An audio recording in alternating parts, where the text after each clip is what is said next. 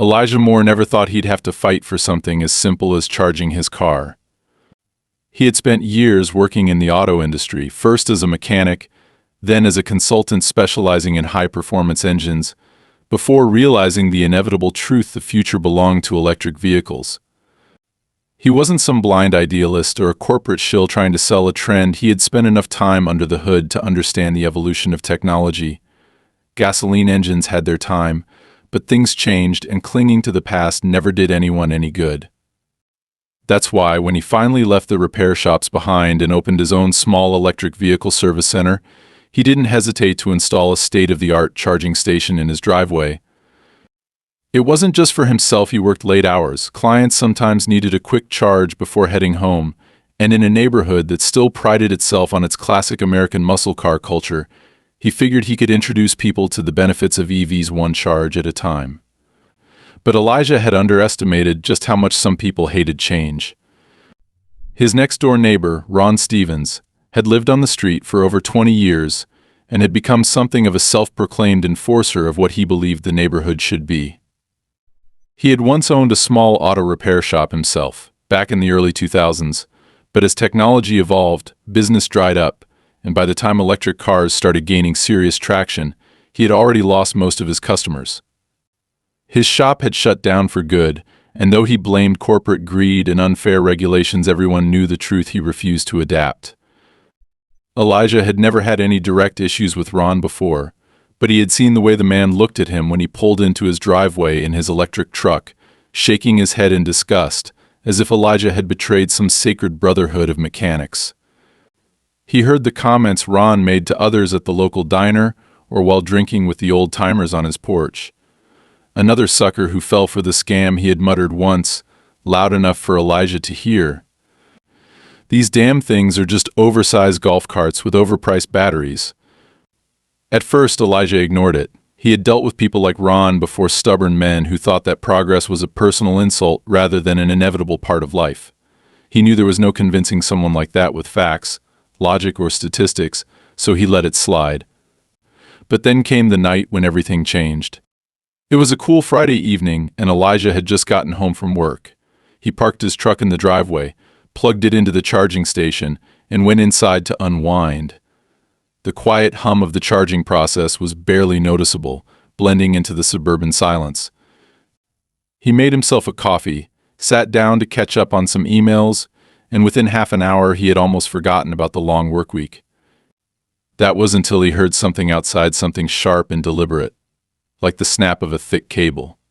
He frowned, setting his mug down as a strange feeling crept up his spine. He got up and moved toward the window, peering outside into the dimly lit driveway. At first, he didn't see anything out of the ordinary. His truck was still parked where he had left it, the soft glow of the charging indicator pulsing steadily. But something felt off. Stepping outside, Elijah immediately smelled the faint but unmistakable scent of burnt plastic. His eyes dropped to the ground, and his stomach clenched. The thick charging cable, which had been securely connected to his truck, was now severed, the exposed wires frayed and blackened at the ends. Someone had cut it clean through. His pulse spiked as he scanned the street, but it was empty, just the usual rows of houses with their porch lights glowing faintly. There was no sign of movement, no car speeding away, no shadowy figure slinking back into the night. But he knew. He knew exactly who had done it. For a long moment, he just stood there, staring at the ruined cable, anger and disbelief warring inside him. It wasn't about the money, sure, the cable was expensive, but this was about something deeper. This was personal. He exhaled slowly, forcing himself to think clearly. Reacting impulsively wouldn't solve anything. He needed to handle this the right way. Without hesitating, he pulled out his phone and took several pictures of the damage, making sure to capture the scorch marks and the way the cable had been deliberately cut. Then, he walked over to the security camera mounted near his garage. He had installed it a few years ago, more out of habit than necessity, and now he was glad he had. He pulled up the footage and rewound it to just a few minutes earlier. The moment the image came into focus, Elijah felt a surge of cold fury wash over him. There, as clear as day, was Ron Stevens, Dressed in a dark jacket, his heavy boots crunching over the pavement, he walked straight up to the charging station, took a pair of industrial wire cutters from his pocket, and with no hesitation sliced through the cable. He stood there for a moment, looking down at his handiwork, then turned and casually walked back to his house as if he had just taken out the trash. Elijah clenched his jaw so tightly it ached. This wasn't just some act of petty vandalism. This was a message.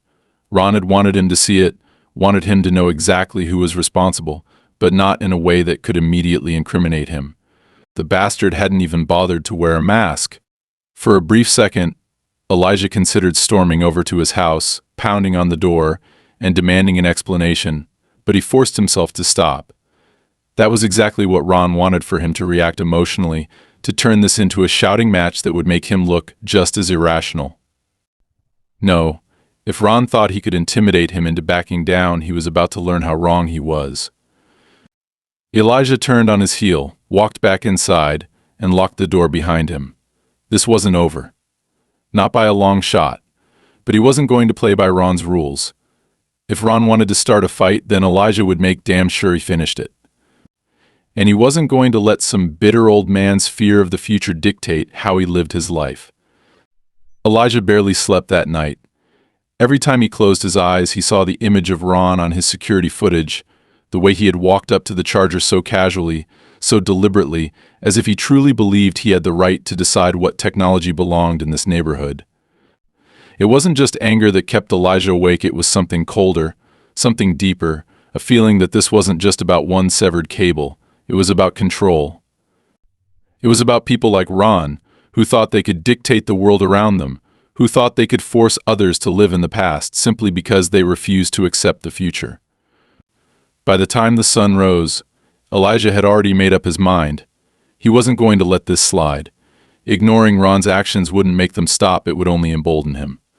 But confronting him directly, getting into some heated shouting match on the front lawn, that wasn't the answer either. Ron wanted a reaction. He wanted to prove that Elijah didn't belong here, that he was some outsider trying to impose his way of life on people who had already made up their minds. No, this had to be handled smartly, methodically. Elijah spent the morning documenting everything. He made sure to download the footage from his security camera and backed it up onto multiple devices. He took close-up photos of the damage from different angles, capturing the precision of the cut, the scorch marks on the exposed wires, and the way the severed ends curled slightly, evidence that a high-powered tool had been used. He even made sure to take a wide-angle shot of his driveway, clearly showing that the charging station was installed well within his property line. He wanted to eliminate any possible excuse Ron could try to use, any argument that this was somehow justified. Once he had all his evidence in place, he called the police. He didn't expect much, not for a cut cable, but this was about establishing a record, making sure there was an official report on file. When the officer arrived, he was exactly what Elijah expected: bored, uninterested, and clearly irritated that he had to spend his morning writing up a report about what he probably saw as nothing more than a property dispute between neighbors. So the officer drawled, flipping open his notepad, "You're saying someone cut your... What is this? A charging cable?" "Yes," Elijah said, keeping his voice steady. "It was intentionally severed last night." The officer sighed, glancing at the damaged cable with mild disinterest. "And you're sure it wasn't just a freak accident? Maybe an animal got to it?" Elijah clenched his jaw but kept his composure. "I have security footage of my neighbor cutting it." He pulled out his phone, opened the video, and handed it over. The officer's eyebrows lifted slightly as he watched. "Well, yeah, that's pretty clear." He handed the phone back and scribbled something down. "All right, you want to press charges?" "Yes." Another sigh. "Look, I'm going to be straight with you. This is a property damage case. It's a misdemeanor at best.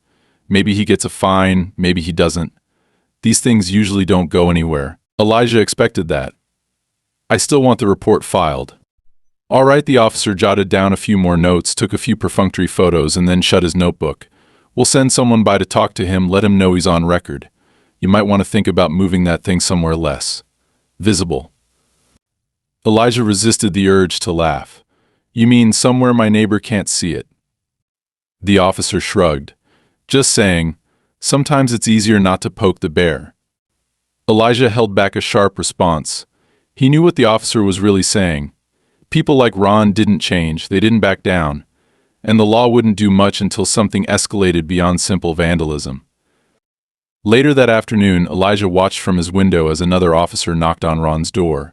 He saw the way Ron answered, arms crossed, face a picture of defiance as the officer spoke to him. He saw the slight smirk on Ron's face when the officer eventually turned and walked back to his cruiser. That was all Elijah needed to see. Ron wasn't worried. He wasn't intimidated. He was entertained. The next morning, Elijah woke up to something new. His garbage cans had been knocked over, their contents spread across his driveway. At first, he thought it was just some raccoons, but when he went to clean up the mess, he noticed something mixed in with the trash old motor oil. Someone had deliberately poured it out, soaking into the pavement, leaving a slick, greasy stain. Elijah inhaled sharply, staring at the mess. It wasn't just about the inconvenience. It was a message. The same way slashed tires or broken windows sent a message. This was about marking territory, about reminding him that he was in someone else's domain. He spent the next hour cleaning it up, refusing to let Ron see any sign of frustration. He wouldn't give him that satisfaction. But as he scrubbed the oil from the pavement, an idea started to form. If Ron wanted to play dirty, Elijah wasn't going to stoop to his level.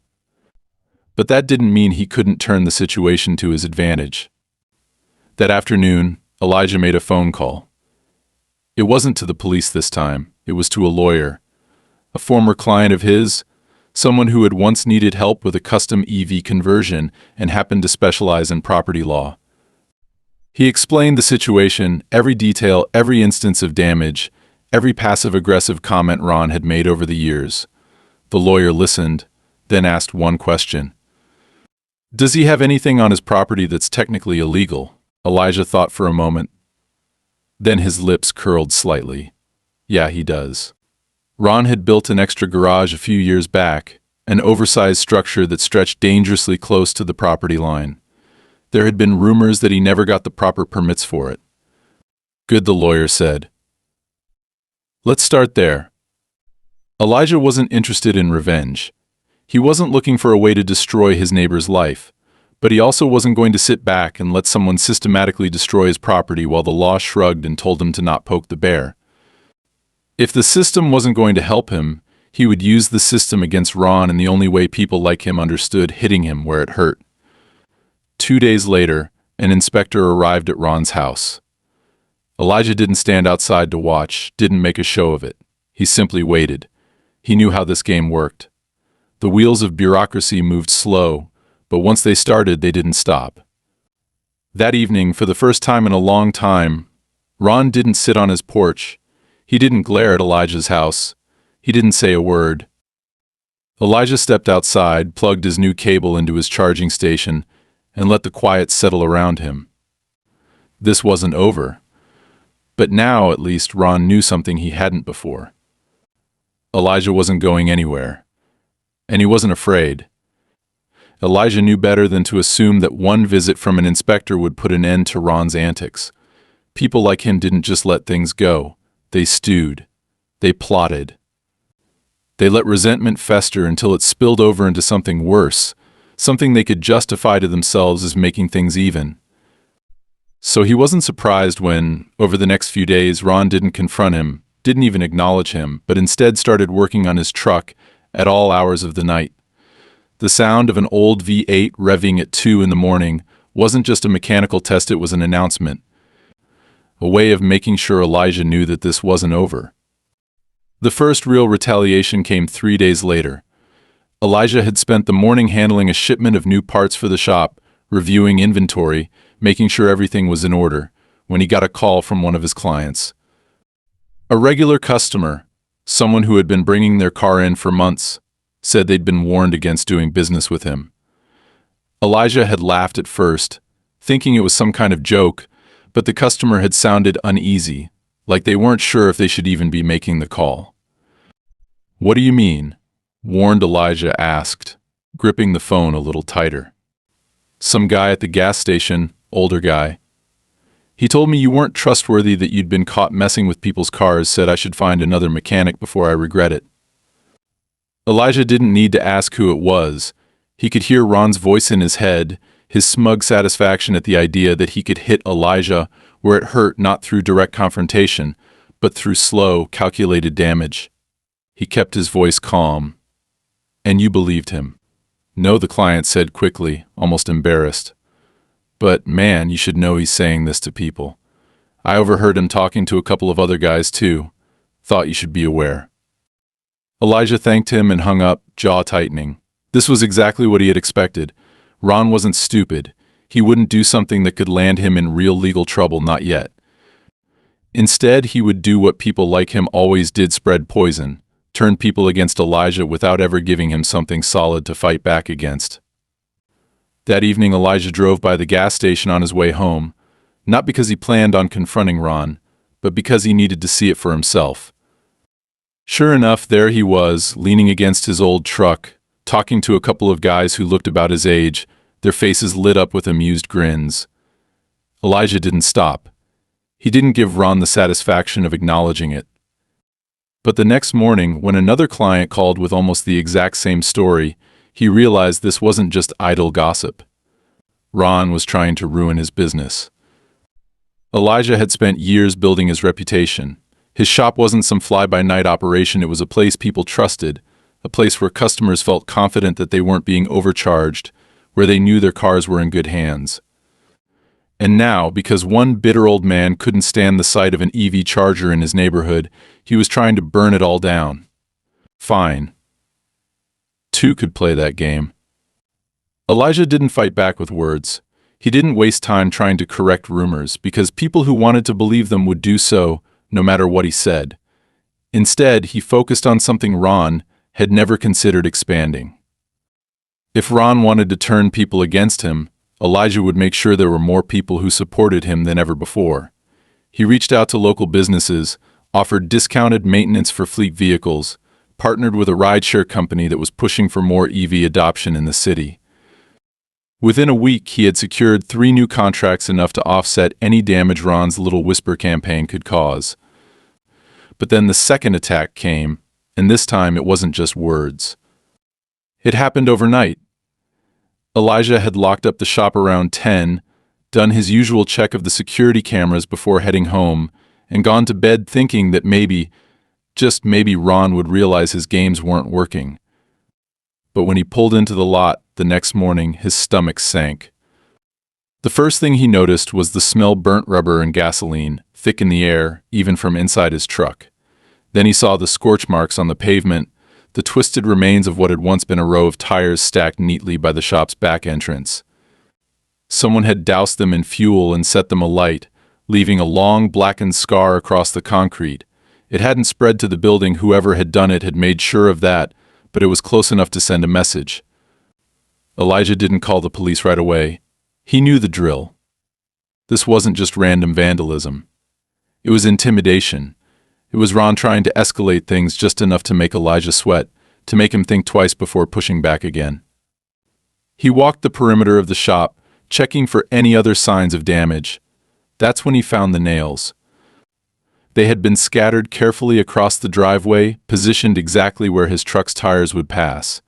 Not enough to be immediately obvious, but just enough to guarantee a flat if he hadn't been looking. Elijah exhaled slowly, forcing himself to stay calm. This was different from the severed cable, different from the rumors at the gas station. This was a direct escalation, a move designed to make sure he understood that this wasn't going away. And it was working. His hands were shaking, adrenaline pumping through him as he took out his phone and started snapping pictures. This time, when he called the police, he didn't let the frustration show in his voice.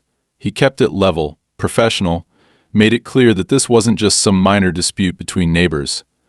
The dispatcher assured him that someone would be sent out, but he already knew what would happen.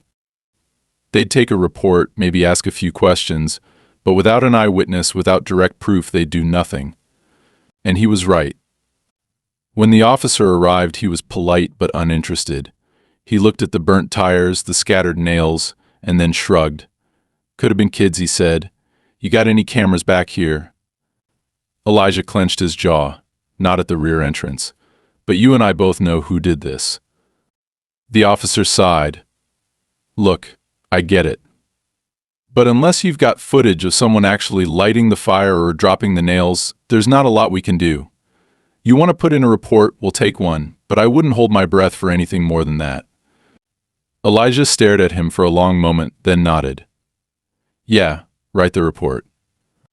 The officer left half an hour later, and Elijah stood there, staring at the burnt remains of the tires, the smell of gasoline still clinging to the air. This wasn't just about business anymore. It wasn't about reputation or property disputes. Ron was trying to break him, to make him feel unsafe, to make him question whether fighting back was worth the trouble. But if that was the plan, Ron had made a mistake. Because Elijah wasn't the type to back down. That night, he didn't just install new security cameras, he went further. He reinforced his property, installed floodlights that would turn the entire lot into daylight the second anyone stepped onto it, placed hidden cameras where no one would think to look. And most importantly, he prepared himself for what came next. Ron had escalated things. Now it was Elijah's turn. Elijah knew that the next move wasn't his to make. He had spent years working on cars, learning their mechanics inside and out, but people were harder to predict.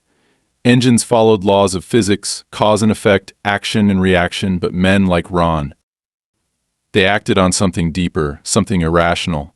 He could try to anticipate the next attack, prepare for it, set up defenses, but the truth was, he wasn't playing by normal rules anymore. This wasn't just about property damage or business rivalry. This was about control, about dominance, about one man refusing to accept the presence of something he hated and the other refusing to back down. And that was why, when Ron finally made his next move, Elijah wasn't entirely surprised by its audacity. It started with the permit.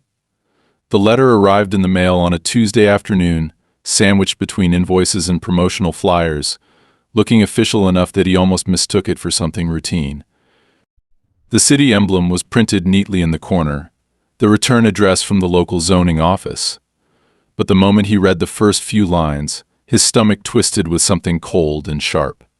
Dear Mr. Moore, this letter serves as official notice that your electric vehicle charging station has been flagged for review due to potential non-compliance with municipal zoning ordinances. An inspection has been scheduled for. Elijah didn't need to read the rest. He already knew what this was. He had checked and double-checked every regulation before installing the charger, made sure he wasn't violating any codes. There had been no complaints from the city, no issues, no warnings until now. Ron had gone for the kill. The next morning, Elijah drove straight to the zoning office, walked up to the desk, and calmly asked to speak to the person responsible for the complaint. The clerk behind the counter gave him an awkward smile, shuffled through some paperwork, and then hesitated just a little too long before responding. I'm sorry, but complaints are confidential, she said. Elijah exhaled slowly, pressing his hands against the counter to keep his temper in check. Look, I know how this works. Someone files a complaint, you schedule an inspection, and you hope it turns out to be nothing. I get that. But I also know that this charger has been here for months without issue. So either I suddenly started breaking the law overnight, or someone decided to make this personal. The clerk glanced around, clearly uncomfortable. I can't confirm anything. But you can tell me if I need to be worried, Elijah said. There was a beat of silence. Then, finally, she sighed. Look, the complaint says your charger is an unauthorized modification to the property, but that doesn't make any sense. As long as it's within the required distance from the main road and not interfering with public utilities, it's fine. The inspector will come out, take a look. And if everything's in order, the case gets closed. It's probably nothing. Probably. Elijah thanked her and left, but the unease in his chest didn't fade. He knew how these things worked. A complaint like this was rarely about actually getting something removed, it was about inconvenience.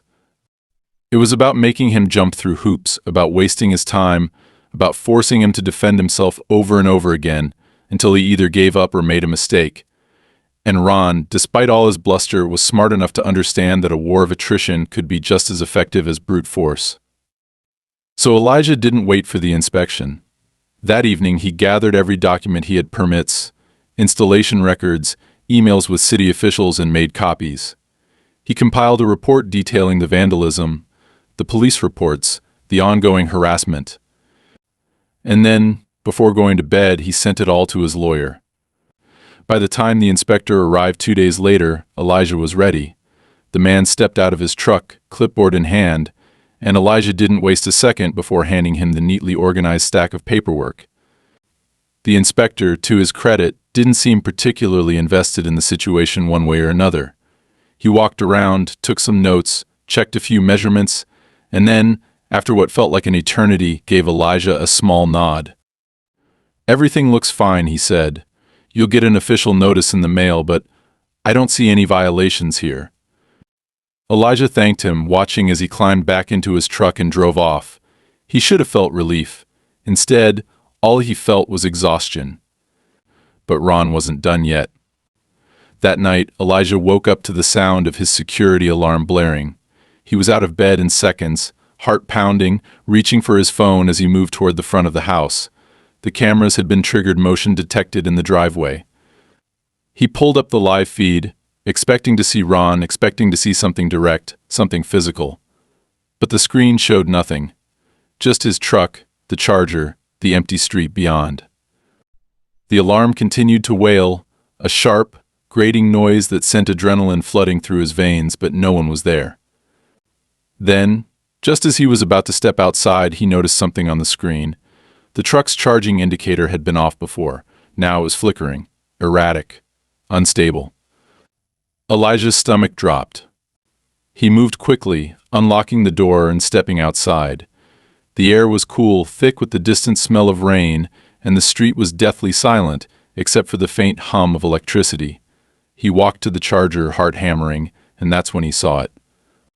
A puddle of liquid, dark and shimmering beneath the glow of the streetlight, pooling just beneath the charging cable. For a second, his brain refused to process what he was seeing. Then the scent hit him, faint, chemical, wrong. Coolant. Someone had deliberately poured coolant over the charging station, coating the connectors, seeping into the cracks. A calculated move. A dangerous one. A mistake, and this could have shorted out, could have fried the system, could have started a fire. Elijah inhaled sharply, fists clenching at his sides. This wasn't vandalism anymore. This was sabotage.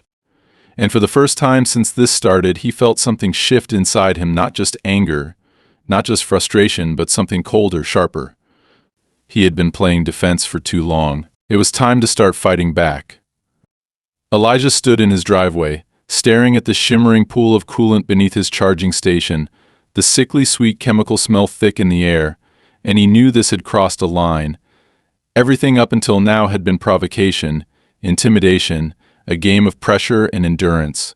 Slashed cables, fires in the backlot, slander at the gas station, all meant to push him toward a reaction, to exhaust him until he either backed down or snapped and gave Ron exactly what he wanted. But this wasn't just vandalism.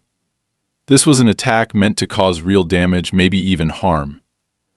A deliberate attempt to sabotage the Charger, to create a short, to start a fire or worse. And the thought of it, of how reckless it was, of how far Ron was willing to go, made Elijah's blood turn ice cold. He didn't call the police. Not right away. He had learned his lesson about how that would go. Instead, he took pictures every angle, every detail, making sure to capture the way the liquid had pooled in just the right places, the way it had been carefully poured to maximize the chance of a reaction. Then he checked his cameras. The footage showed what he expected. Ron hadn't done it himself. That would have been too easy, too obvious. No, what he saw was some kid, maybe late teens, in a hoodie and dark jeans, moving quickly in and out of the frame, head down, hands gloved. Elijah paused the video, zoomed in, scanned every inch of the frame for something useful, but the angle wasn't clear enough to get a face. It was calculated. Ron had been careful not to get his hands dirty this time. But Elijah wasn't stupid. He knew exactly how this had happened. Ron had paid some local kid, probably some high school dropout looking for easy cash, to do his dirty work. It was a classic move, something Elijah had seen 100 times in his years, dealing with the kinds of people who thought they could game the system, who thought they were untouchable as long as someone else took the fall. And that made this different. Because now Ron had involved someone else, someone disposable, someone who could take the hit if things went south. That changed everything. Elijah spent the next 2 hours cleaning the coolant off the charger, carefully wiping down every surface, making sure no residue remained. Then, once he was certain it was safe, he plugged his truck back in, watched as the charging light flickered to life, and stepped back. The damage hadn't been permanent, but that wasn't the point. The point was to make him feel unsafe, to make him hesitate every time he reached for the charger, to make him wonder what would happen next time. And Elijah refused to live like that. The next morning he went to the police, not because he thought they would actually do anything, but because he wanted the official record to keep building. He gave them the footage, the photos, filed another report, listened to the officer mumble something about looking into it, and walked out without any expectation of results. Then he made his real move. He spent the next 2 days digging. Ron had lived in the neighborhood for over 20 years. He had owned a shop once, a small independent garage, but it had shut down nearly a decade ago. Elijah had never bothered looking into the details before, had assumed it was just another case of an old-school mechanic refusing to keep up with new technology. But now he needed to know everything. He started with public records, looking for anything old complaints, lawsuits, financial trouble, and that's when he found it. Ron's shop hadn't closed voluntarily. It had been shut down. A lawsuit buried under layers of paperwork, but still there if you knew where to look. A former customer had sued him for fraudulent repairs, claiming Ron had charged them for work that was never done, for parts that were never replaced. And it wasn't just one case. There were 3, all from the same year, all settled out of court. Elijah sat back in his chair, staring at the screen, his mind racing. Ron wasn't just some bitter old man clinging to the past. He was a fraud, a scam artist who had been forced out of business, not because of electric cars, not because of the industry changing, but because he got caught. And now, years later, he had found a new target.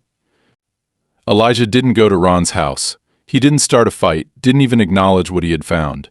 Instead, he waited. Because he knew that when someone like Ron realized their game wasn't working, they always escalated. And he was right. 2 nights later, Elijah woke to the sound of shattering glass. His heart lurched as he shot up from bed, the adrenaline hitting before his mind even registered what had happened. He grabbed his phone, pulled up the security feed, and felt his stomach tighten. A brick, thrown straight through the front window of his garage. The cameras caught the motion, but again, no clear face. A figure in dark clothes, moving fast, ducking out of sight before the streetlights could catch them. But this time, Elijah didn't just see what happened, he saw where they ran. Not down the street. Not toward the main road. They ran straight toward Ron's house. And that was it. That was the proof he needed. The next morning, he didn't go to the police. He went to his lawyer. Because this wasn't just harassment anymore. This was criminal mischief, property damage, reckless endangerment. And with the pattern of reports, the witnessed connections, and the documented escalation, he had more than enough to file an official restraining order. By the afternoon, the paperwork was in motion, and that was when Ron finally made his mistake. Elijah was locking up the shop when he heard footsteps, heavy and deliberate, crossing the pavement behind him. He turned, and there was Ron, standing at the edge of the lot, arms crossed, expression tight with barely restrained anger. "You think you're smart," Ron said, voice low, barely more than a growl. Elijah didn't answer, didn't move, just watched him. Ron took a step closer. "You think you can bring your shiny little toys in here, turn this neighborhood into some goddamn tech hub, and people like me are just supposed to accept it?" Elijah exhaled slowly, measuring his response. "No one's forcing you to do anything, Ron." "That's where you're wrong." Ron's hands curled into fists. "You don't get it, do you? You don't understand what's coming." Elijah tilted his head slightly. "And what's that?" Ron leaned in just enough for Elijah to catch the scent of cigarette smoke clinging to his jacket. His voice dropped to something almost dangerously quiet. "You should leave." A pause. A heartbeat of silence. Then Elijah smiled. "I'm not going anywhere," and for the first time Ron hesitated. Just a flicker of doubt, a moment where he realized this wasn't playing out the way he thought it would. And that was when Elijah knew. Ron had already lost.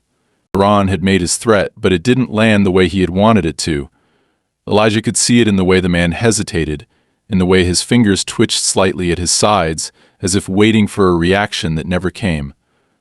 He wanted Elijah to be afraid. He wanted to see some kind of doubt, some sign that all of this, the slashed cable, the fires, the sabotage, the harassment had worked. But Elijah wasn't afraid. He was angry, yes, and exhausted, but more than that, he was ready. The next morning, the restraining order was filed. It wasn't easy, these things never were. The paperwork had to be reviewed, the evidence had to be presented in just the right way, but after everything Ron had done, there was more than enough to justify it. The pattern of escalation, the property damage, the clear connection between the attacks and Ron's increasingly aggressive behavior, it all pointed to one thing: Ron wasn't just a nuisance. He was a threat. And then, just as the legal gears began to turn, Ron snapped. It was just after midnight when Elijah's phone buzzed, the alert from his security system jolting him out of the shallow, restless sleep he had finally managed to find. His heart hammered as he grabbed the phone, eyes scanning the notification. Motion detected driveway. He sat up, pulse spiking, and pulled up the live feed. Ron was there. Not some kid he had paid off this time. Not a hired hand doing the dirty work for him. Ron himself. He was standing by the charging station, his breath visible in the cool night air, his expression twisted into something dark and ugly. In one hand he held a crowbar. In the other, a canister. Gasoline. Elijah moved before he had time to think, his body reacting purely on instinct. He grabbed his keys, shoved his feet into his boots, and was out the door before the rational part of his brain could stop him. But as he stepped outside into the cold night, into the silence that stretched heavy and thick between them, he knew this was it. This was the moment everything had been leading to. Ron turned slowly, eyes gleaming under the yellow glow of the streetlights, and for the first time, Elijah saw it. Desperation. Not just anger, not just resentment, but something deeper, something festering. Ron wasn't just fighting against Elijah. He was fighting against time itself, against a world that had moved on without him, against the realization that everything he had built, everything he had believed in, had already crumbled. "You just don't get it," Ron muttered, shaking his head, his grip tightening around the crowbar. "You don't belong here. None of this belongs here." Elijah exhaled slowly, keeping his voice even. "Put the gas down, Ron." Ron let out a bitter, humorless laugh. "Or what? You gonna call the cops again? File another report? We both know they don't care." Elijah took a step forward, carefully, deliberately. "You're right, they don't. But that's not why you're hesitating, is it?" Ron's jaw clenched, his body rigid, but he didn't move. "You've already lost," Elijah said, and for the first time he saw the flicker of realization cross Ron's face. Because it was true. The restraining order was already in motion. The legal process had started.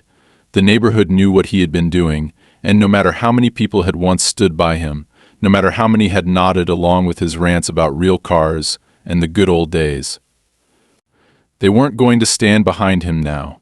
He had pushed too far. And now he was standing in the middle of a man's property, holding a crowbar and a canister of gasoline, with a security camera recording every second of it. "I didn't lose," Ron spat, his voice shaking. "You." Red and blue lights flashed against the pavement. Ron turned sharply, the sound of tires crunching against asphalt cutting through the quiet.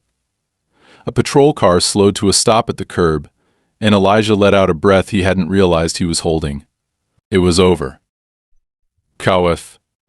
The officer stepped out, one hand resting on his holster, eyes flicking between the crowbar and Ron's grip and the canister by his feet. "Sir, I need you to put that down," the officer said, voice steady but firm. For a moment, Ron didn't move. His jaw worked, his breathing came fast and uneven. But then, finally, he dropped the crowbar, the metal clanging loudly against the concrete. The rest happened quickly. The officer approached, speaking in measured tones, and Ron, whether out of exhaustion or simple resignation, didn't resist as his hands were pulled behind his back, the cuffs clicking into place. Elijah watched, his heart still hammering, as Ron was led to the patrol car. The old man didn't look at him, didn't say a word. He just stared straight ahead, his expression blank, as if he had already disappeared into whatever past he had been trying so desperately to cling to. The officer turned to Elijah. "You're the one who called this in." Elijah hesitated, then nodded. He hadn't, not technically, he had been too focused on the confrontation, on making sure Ron didn't do something reckless. But his security system had a built-in emergency alert function, triggered by unauthorized motion on the property. It had contacted the authorities automatically. The officer glanced back at Ron, then sighed. "We've had a couple of reports on him recently. Nothing serious enough to bring him in until now," but he shook his head. "You pressing charges?" Elijah didn't even have to think about it. Yes, because this wasn't just about a broken charger anymore. It wasn't just about slashed cables or burnt tires or rumors at a gas station. This was about accountability. Ron had spent his whole life believing he could do whatever he wanted, that he could push people, intimidate them, force them to bend to his will. And maybe for a long time he had been right. Maybe there had been a time when men like him could get away with it. But that time was over. And for the first time, Elijah thought that maybe, just maybe, Ron knew it too. Elijah watched as the patrol car disappeared down the street, its red and blue lights fading into the distance. The night had returned to silence, save for the occasional rustling of leaves in the cool wind. He stood there for a long moment, letting the tension slowly drain from his body, his pulse still hammering in his ears. The realization settled in, not just that it was over, but that he had won. Not in some dramatic, action movie kind of way. Not with fists or reckless confrontation. He had won because he hadn't let Ron control the game. He exhaled slowly, turning his gaze back to the mess left behind. The crowbar still lay on the pavement near the charging station, its handle slick with condensation. The gasoline canister sat next to it, still half full. Had Ron hesitated before going through with it? Had he known, deep down, that this was the end of the road? Or had he been so consumed by his own anger that he never considered how this would play out? It didn't matter anymore. Elijah walked back inside, locking the door behind him. He sat at the kitchen table, staring at the cold coffee he had abandoned earlier that night. His hands were steady now, the adrenaline fading, replaced by exhaustion that settled deep in his bones. He should have felt relieved, maybe even triumphant, but all he felt was tired. The next morning, the news had already spread through the neighborhood. It wasn't the kind of place where things like an arrest on someone's front lawn went unnoticed. People whispered about it over fences, in grocery store aisles, at the gas station where Ron had spent so much time poisoning Elijah's reputation. And now, those same people avoided looking him in the eye. It wasn't hostility. Not exactly. But it wasn't support either. They weren't upset that Ron had been taken away. They were upset that it had come to that someone they had known for decades had let himself unravel so completely, that the man who had once been part of the backbone of this community was now the cautionary tale. Elijah didn't care. He hadn't moved here to make friends. He hadn't expected some warm, neighborly welcome. But still, the shift in atmosphere was undeniable. It wasn't just about Ron anymore. It was about change itself, about the slow but inevitable transformation of a neighborhood that had long resisted it. That afternoon he replaced the charging cable one last time. He had debated installing additional security, maybe even moving the charger to a less visible spot, but he rejected the idea. That would have been letting Ron win in a different way. If people like him could dictate how others lived, could force them into hiding, then nothing ever changed. So the charger stayed exactly where it was, standing tall and defiant in the driveway. 2 days later, Elijah got the official update Ron had been released on bail. He wasn't surprised. The system rarely kept people like Ron locked up for long. But something was different now. Ron hadn't come home. His truck was still parked in his driveway, but the house itself was dark, the windows shut tight, the porch empty. A strange, hollow silence settled over the property, the kind that came when a place had been abandoned, even if only temporarily. Rumors started soon after. That Ron was staying with a relative out of town, that he was selling the house, trying to quietly slip away before the court hearings began, that he had lost more than just a legal battle, he had lost whatever grip he still had on the life he used to know. Elijah didn't care about the rumors.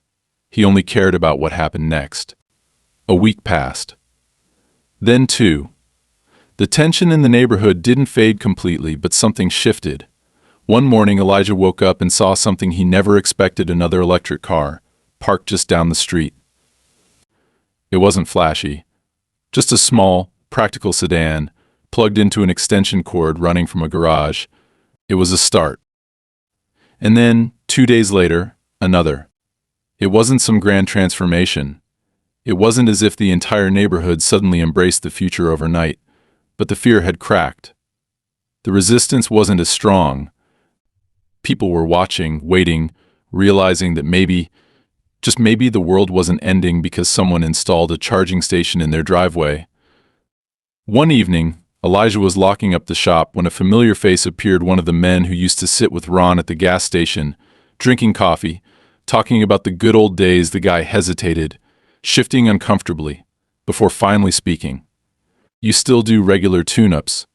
Elijah raised an eyebrow. "Yeah." The man nodded, rubbing the back of his neck. "My grandson's got one of those damn electric cars. Says I should get one too." A pause. Then, almost begrudgingly, figured I'd learn how they actually work before I call him useless. Elijah let out a slow breath, suppressing a smirk. "Good idea. Bring it by next week." The man nodded and left without another word. Elijah watched him go, standing there for a long moment before finally locking up for the night. It wasn't much, but it was something. And that was how change really happened. Not in one big dramatic moment, not in fights or threats or legal battles, but in small shifts, one person at a time. Ron was gone. But the future wasn't.